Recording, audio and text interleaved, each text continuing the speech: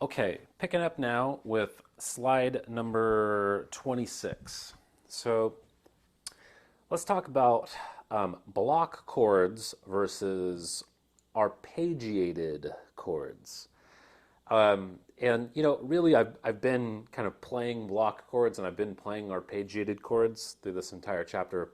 But let's talk about what these exactly are. So, a further variation in the way chords occur in music comes from something called arpeggiation. Okay? And arpeggiation is a successive presentation of chord tones. So take, for example, a C major triad, right? C, E, G, like we've been using a lot this chapter. So if I play them all at the same time, that's called a block chord. If I play them successively, like root, third, fifth, that's an arpeggiation, right? So that's an arpeggiation, also known as an arpeggio. Or if I play it like this, that's the block chord. So block, arpeggio. Okay? And you can do arpeggios with the expanded versions of these triads, right? Like look at the example here on slide 26. Look at the block style first, actually. What do we have? We have a C major triad, but we're going to play it, we're going to go root, fifth, root, and then what? Third, fifth, root. But if I play it all together, like we see it on slide 26, that's a block chord, right? Now if I play it where it says C major triad arpeggiated, to the left of that, I've got what? Sorry, is it? Right? So it's still all, let's see, 1, 2, 3, 4, 5, 6 of these keys, right? But just successively, right? So you have like your root, fifth, fifth, third, right? So, oh, sorry. All right, so arpeggiated, block. All right, so that's what those are. And examining piano music will show you the many possibilities, not the many, but some of the many possibilities for mixing arpeggiation and block styles. In the assignments you have for this chapter, you'll have plenty of opportunity to examine some piano music that will help you further understand some of these possibilities. There are many. Let's look at one possibility here. This is a Bach, J.S. Bach piece, originally written for violin, right? And we see some arpeggios here. So we have two measures, right? Let's just break this down. We have two measures.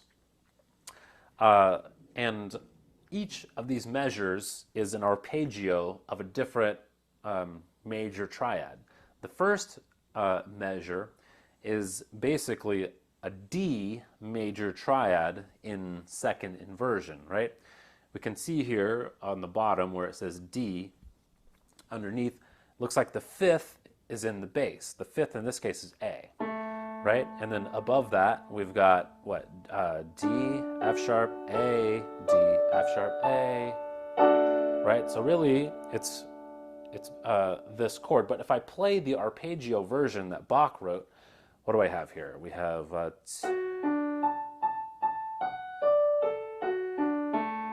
right? That's the first measure. So I'm playing basically all of these pitches in this second inversion D major triad, but I'm playing them successively, right? And I'm starting with F sharp, D, A, F sharp, D, A, F sharp, D, and then A, D. Okay, then the next measure is like I said, based on the A major triad. This one, what do we have here? A, C sharp, E, A, C sharp, E, A. And here we're going to second measure. We go, E, C sharp, A, E, C sharp, A, E, C sharp, A, C sharp. So it's based on this A major block chord, right? If I play, let's see, we'll play the whole two measures here in succession. What do we have here? Starting with D, right, with the D. Okay, so we have our, then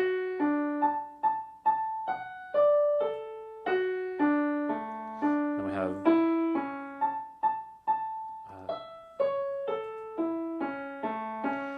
okay, so Bach wrote these arpeggios, right? But they're really based on these, they're really just triads, right? They're sort of, they're expanded triads. The first one's in second inversion, and the D major one is in second inversion. The A major one is in root position. So that's one way in which a composer will take these triads and turn it into an arpeggiation. Okay. All right. So now.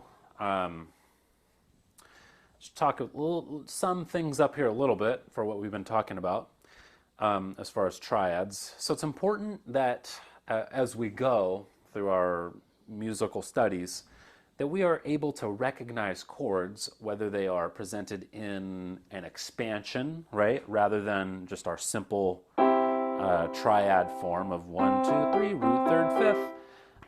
Remember, right, a triad can be, we can expand it by doubling maybe the roots or the thirds or the fifths. We want to be able to recognize inversions, right? Is the root in the bass?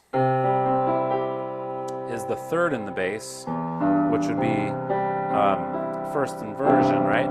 Or is the fifth in the bass, which would be second inversion.